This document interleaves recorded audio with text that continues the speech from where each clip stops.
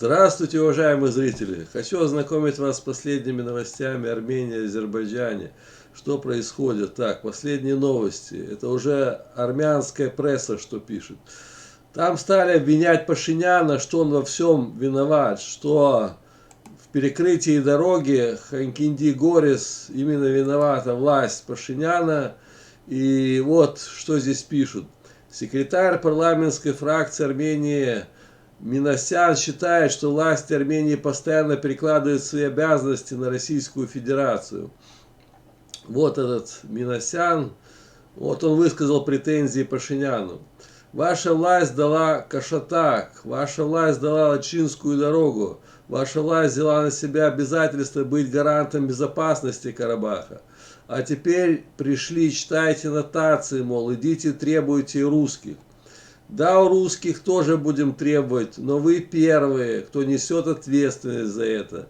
Именно власти Армении довели страну до такого состояния, заявил сегодня на заседании парламента Минасян. Он сказал, что главным ответственным за создавшую в Армении, Арцахе, то есть Карабахе, ситуацию является власть Армении, то есть Пашинян. Все, во всем виноват Пашинян.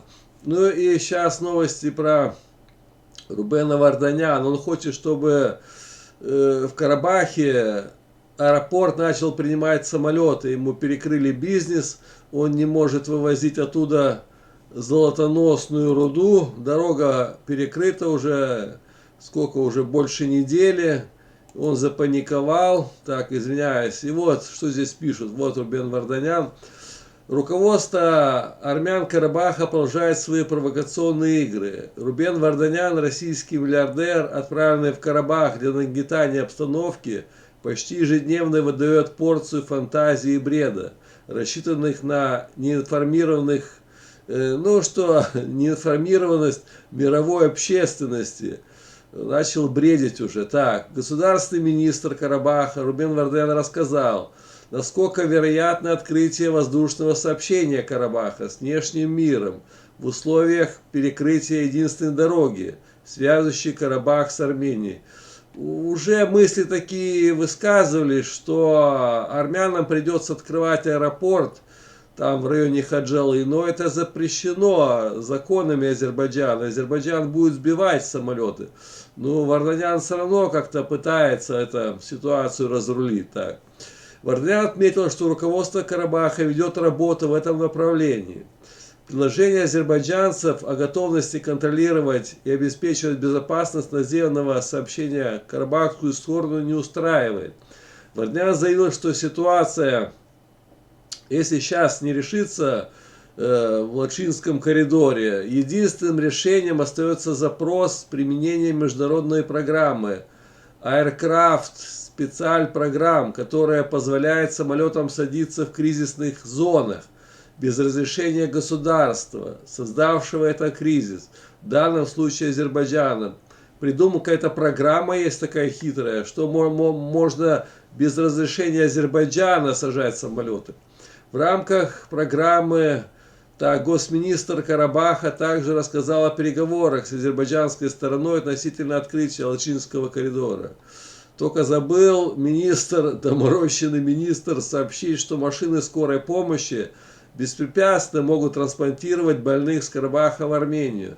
Автомобили российских миротворцев ездят туда и обратно. Никаких препятствий для их движения не существует. Ну, Варданян давит на то, что машины скорой помощи типа не могут проехать, больных не можем вывозить с территории Ханкинди. Он считает, что все заблокировано, что теперь надо как-то самолетами все это разруливать. Ну, мол, там они начнут контрабанду оружия вывозить, туда завозить, потом золото свое вывозить с помощью этих самолетов. Так, и вот что здесь пишут. Ну да, он пишет, что скорой помощи типа не могут заехать из Карабаха в Армению обратно. И теперь, правда, вооружение из Армении в Карабах провозить не получается. Обратно золотоносную руду. Я говорил вам, ему главное это, а не больных этих карабахских армян вывозить туда-обратно. Поэтому понятно, почему сепаратистов Карабаха не устраивает. предложение азербайджанцев о готовности контролировать и обеспечивать безопасность наземного сообщения. Но видите, такие новости. Уже, да, ну бизнес горит, трубы горят, что, все, заблокировано, заработков нет.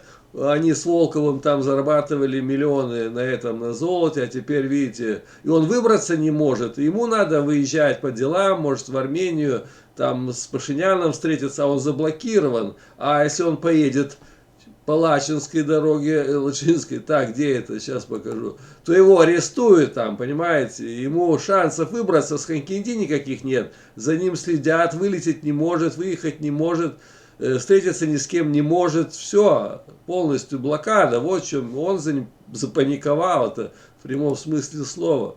В общем, вот такие новости. Всем спасибо, всем пока, до новых встреч.